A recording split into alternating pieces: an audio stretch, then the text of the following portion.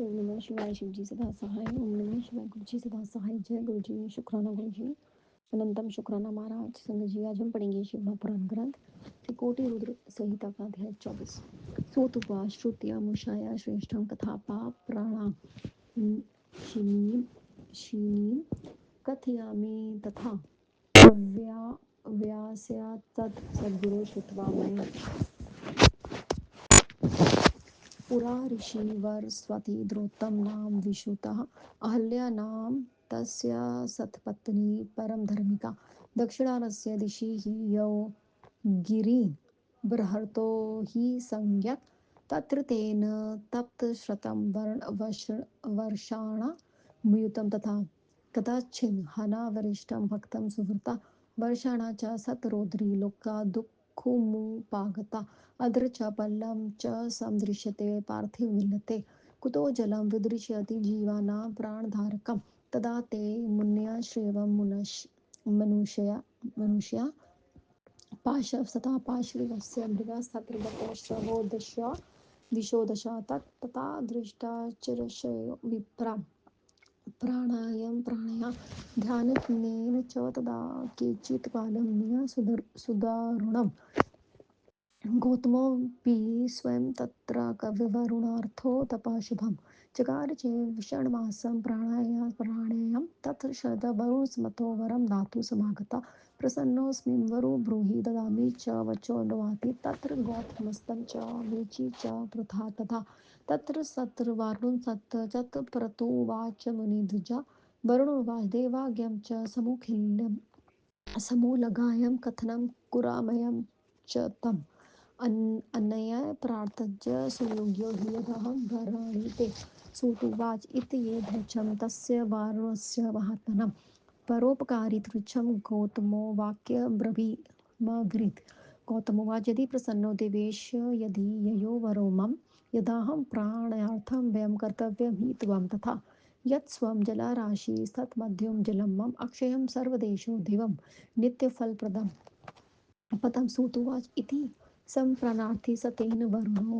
गौतमेन वे उवाच वचनं तस्मै गर्तव्यक्रियातं त्वम् इति युक्ते च कृतसतेन गर्तो हस्तप्राणान्तं जलेन पूरितस्तेन दिव्येन वरुणेन च अथोवाच मुनिदेवो वरुणो हि जलाधिप गौतमं मुनिशार्दूलपरोपकृतिशालीनं वरुणोवाच अक्षयं च जलं तोषितं तीर्थभूतं महामुने नवनमन्ना च विख्यातं श्रुता ते विशेति अत्र दत्तं हतो तप्तं सुराणां यजनं कृतं पितॄणा च कृतं श्राद्धसेव सर्वमेवाखिलं भवेत् सूतो उवाच इत्युक्त्वा गर्धे धीवः स्तुतितेन महर्षिणा गौतमानापि सुखं प्राप कृतवोपनापि कृते मुनि महतो महर्षस्य पुंसनं महात्वायो प्रजायते महास्तनस्वरूपं च पश्यति न तेन शुभः यद्वरोच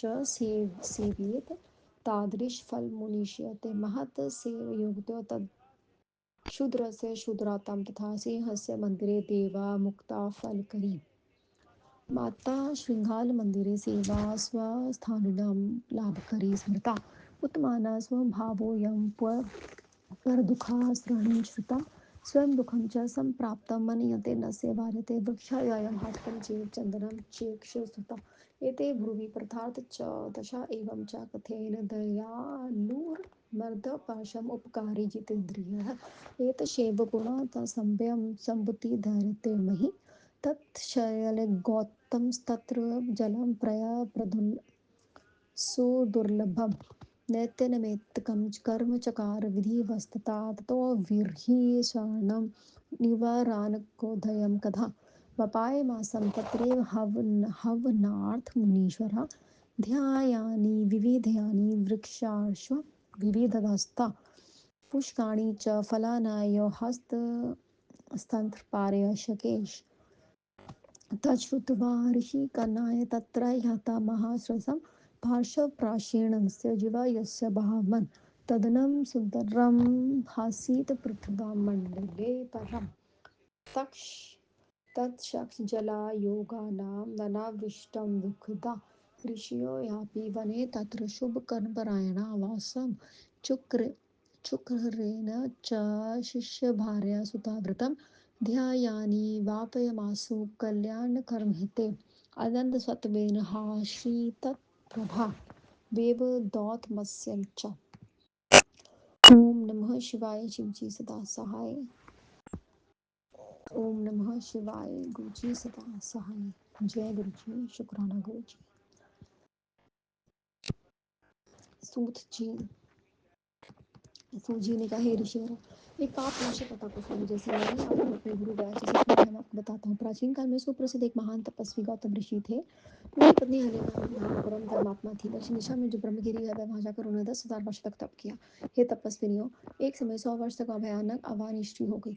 उस कारण सभी लोग दुखी हो गए। कोई पत्ता हरा नहीं दिखलाई दे रहा था। ऐसी स्थिति में मनुष्य के प्राणियों को भी बचाने वाला जल कहीं दिखाई नहीं देता। तथा वह मुनि मनुष्य पशु पक्षी मृग 10 दिशाओं में चल रहे थे। इस प्रकार वृष्टि को देखकर ऋषि ब्राह्मण ने प्राणायाम साध कर और जल ध्यान ध्यान समझ कठोर समय को बिताया। महर्षि गौतम ने भी प्राणायाम कर 6 मास तक तब वरुण देव को प्रसन्न करने के लिए तप किया।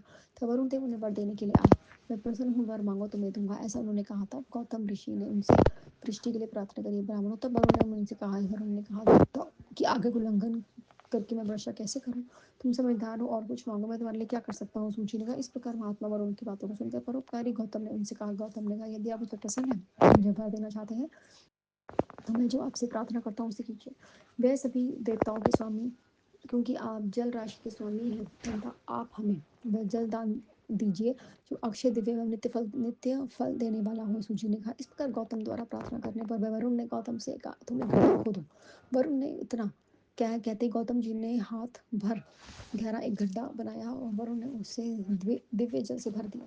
उसके बाद जल के स्वामी वरुण देव ने परोपकारी मनुष्य गौतम से कहा। वरुण ने कहा, हे महामुनि तीर्थ रूपी, यह अक्षय जल तुम्हारे नाम से पृथ्वी में प्रसिद्ध होगा। इस क्षेत्र में किया हुआ दान हवन तप देव पूजन पितरों का श्राद्ध सभी कर्मों से फल अवश्य होंगे। सूची ने कहा। इतना कहकर वह वरुण देव अंतर ध्यान हो गए और परोपकारी महर्षि गौतम भी सुखी हुए। बड़े पुरुषों का आश्रय महात्म्य देने के लिए होता है, इसीलिए महात्मा जन उस दिव्य स्वरूप का दर्शन करते हैं, किंतु नीच पुरुष का दर्शन नहीं कर पाते। जैसे पुरुष की सेवा करो वैसा फल मिलता है। बड़ों की सेवा से महानता मिलती है, छोटों की सेवा से शुद्रता मिलती है। घर में सिंह के घर की सेवा का द्विज मित्रता मिलता है और सियार की सेवा करने से हड्डी के टुकड़े मिलते हैं। उत्तम पुरुषों का यही स्वभाव है कि वे दूसरों के दुखों को नहीं देख सकते, वे स्वयं दुख उठाकर भी दूसरों के दुख को दूर करते हैं।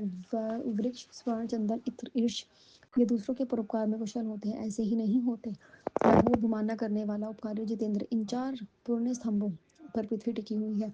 गौतम ऋषि वहां दुर्लभ जल को पाकर नित्य नैमित्तिक कर्मों का व्याधि में करने लगे। उस मुनिवर ने अनेक प्रकार के धान्य एवं ज्वार निधि को देखकर यज्ञ बनवाया। गौतम महर्षि ने आश्रम में जाकर अनेक प्रकार के धान्य वृक्ष फूल फल थे उसे जिसे सुनकर हजारों ऋषि वहां चले गए। पशु पक्षी तथा अन्य प्राणी भी वहां पहुंचे। भूमंडल में वह अपूर्व सुंदर वन था। उस अक्षय जल के कारण अनावृष्टि का कोई दुखी नहीं हुआ। शुभ कर्मों में तत्पर अनेक ऋषिगण स्त्री पुरुष स्त्रियों के साथ वहाँ निवास करने लगे। समय तथा जीवन पायन के लिए वहाँ फसलें बोई गईं। इसी प्रकार गौतम ऋषि के प्रभाव से उस वन में आनंद था। ओम नमः शिवाय। गुरुजी सदा सहाय। ओम नमः शिवाय। गुरुजी सदा सहाय। जय गुरुजी। शुक्राना गुरुजी। अनंतम अनंतम शुक्राना गुरुजी महाराज। जय गुरुजी। जय जय गुरुजी।